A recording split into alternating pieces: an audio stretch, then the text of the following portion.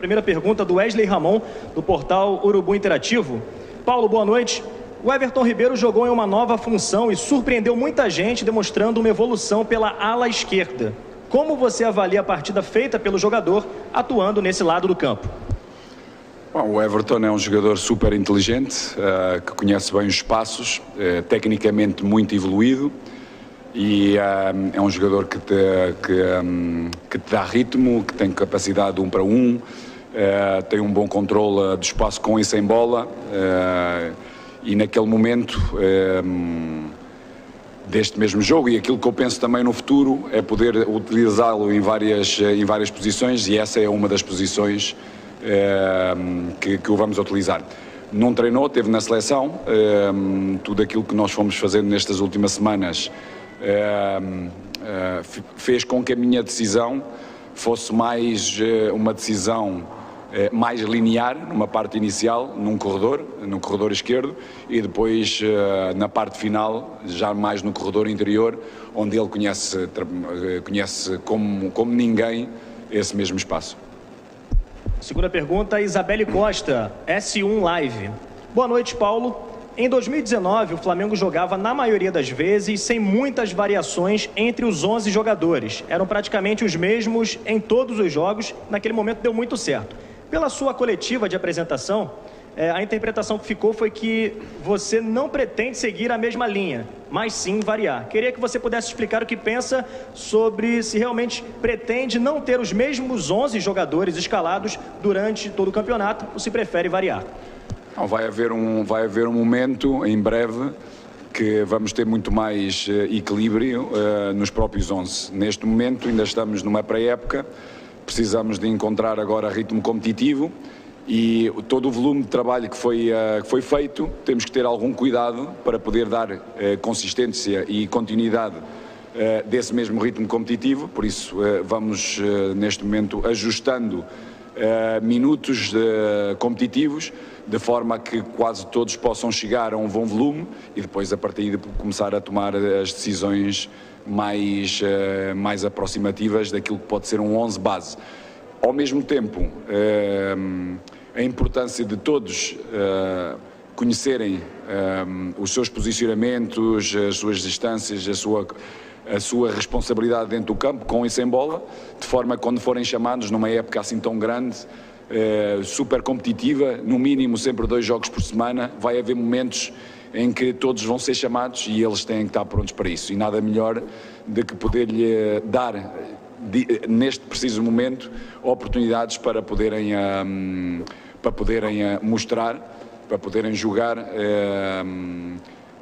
e ganhar esse mesmo ritmo competitivo. Pergunta do Marcos Vinícius Filho, canal Paparazzo Rubro Negro. Boa noite, Paulo, parabéns pela vitória. Vitinho, Mateuzinho e Marinho tiveram grandes atuações. O atacante teve poucos dias de treino e já arrebentou. A maioria dos jogadores já muito disciplinados taticamente. Satisfeito com o que viu e esperava tudo que funcionasse tão bem na estreia? Pode contar pra gente como foi a decisão de dar a braçadeira de capitão pro Vitinho? O Vitinho, nós temos que pensar que o Vitinho é um dos melhores jogadores de assistências. Penso que, se não estou enganado, acho que é dos melhores, é mesmo o melhor jogador que nós temos no nosso elenco com assistências. Já tem bastantes jogos, penso próximo ou para cima dos 200 jogos. É um jogador que tem muita qualidade e é um jogador que tem que também ter a responsabilidade de, nos momentos com ou sem braçadeira, ser um elemento ainda mais determinante do que aquilo que ele foi hoje. É um jogador que vem de uma recuperação de uma lesão nas férias, integrou-se bastante bem, temos vindo a trabalhar bastante com ele e com todos, mas sobretudo com ele, dentro da pergunta. É um jogador que nos tem dado boas indicações, de muita vontade, muita responsabilidade, nada melhor que iniciar o processo competitivo com a braçadeira. Pergunta da Raíssa Simplício, do Gol. Paulo, parabéns pela estreia. Queria que você fizesse uma avaliação sobre essas primeiras semanas de trabalho. Que tipo de grupo você encontrou? Bom, como grupo, excelente. Um grupo muito disponível para o trabalho, muito divertido, muito conectado, muito empático entre eles e entre nós, entre todo o staff. Uma equipa que tem muita vontade de aprender e de procurar ter esse processo aquisitivo, transferi-lo para o jogo, daí muito satisfeito com aquilo que foi o dia-a-dia do treino e agora este transfer para este jogo. Penso que poderíamos, e respondendo a uma última parte da pergunta anterior, na última parte do jogo podemos controlar melhor o jogo, temos jogadores para o poder fazer, quisemos acelerar demasiado o jogo, muitas das vezes, dando a oportunidade de alguma precipitação, a oportunidade ao nosso adversário de fazer transições, não tínhamos necessidade, poderíamos ter maior controlo, mesmo assim tivemos inúmeras oportunidades mesmo nessas mudanças de velocidade do nosso jogo. Pergunta da Tatiana Tavares, da Band. Paulo, boa noite. Gostaria de saber se com os testes que fez hoje, já tem em mente um time ideal para o clássico contra o Fluminense no domingo. A sua ideia é manter os 3 zagueiros? E aproveito para perguntar sobre a sua escolha em deixar o Bruno Henrique no banco. O Bruno tem vindo a ter uma pequena dorzinha no tendão rotuliano que temos vindo a pouco tem vindo a treinar com algumas, ou seja, controlando as cargas e os volumes nós o que é que nós procuramos fazer, sobretudo nestes primeiros jogos, é poder controlar a carga competitiva também. Sabemos que neste preciso momento é muito complexo, tem muito risco haver jogadores que possam jogar 2 jogos seguidos, para já não conseguem manter intensidades altas para o poderem fazer bem.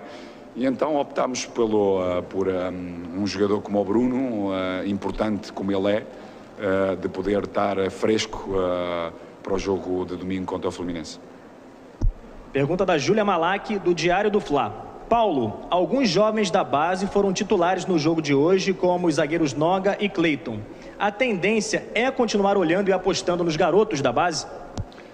A tendência é ajudá-los a crescerem, a desenvolverem, a entenderem conceitos e estarem sempre mais preparados para poderem jogar ao mais alto nível, que são as exigências todos os dias do Flamengo.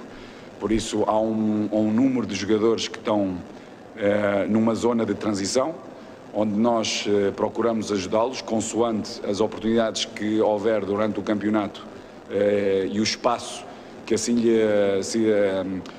aparecer, porque o espaço não é só competitivo, o espaço também é no treino. Penso que 3 fatores são determinantes para o desenvolvimento e crescimento de qualquer jogador: qualidade no treino, competitividade entre eles no treino e a competitividade com os adversários. Sempre que pudermos ter a oportunidade, vamos querer ajudar-lhes a crescer também competindo ao seu mais alto nível. No entanto, eles próprios também têm que nos ir mostrando durante o treino esse processo aquisitivo, essa clareza nas coisas que vão fazendo para poderem jogar, porque não é só por ser jovens e com potencial que jogam, também o têm que demonstrar, e nós pretendemos criar também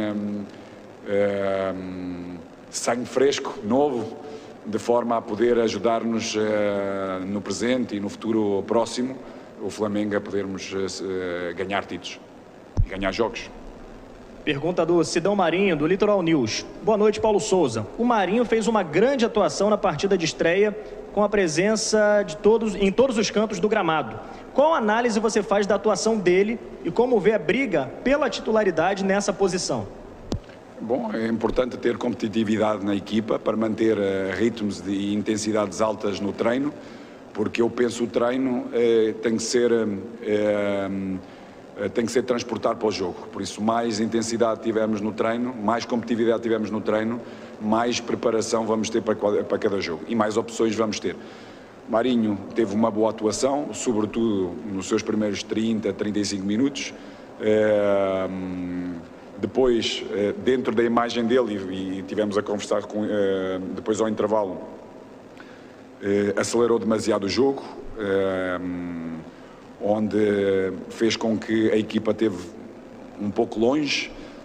As decisões vão ser com certeza tomadas de uma forma diferente no futuro, porque é um jogador que tem muita capacidade de remate, de chegada da área, tem golo, é explosivo,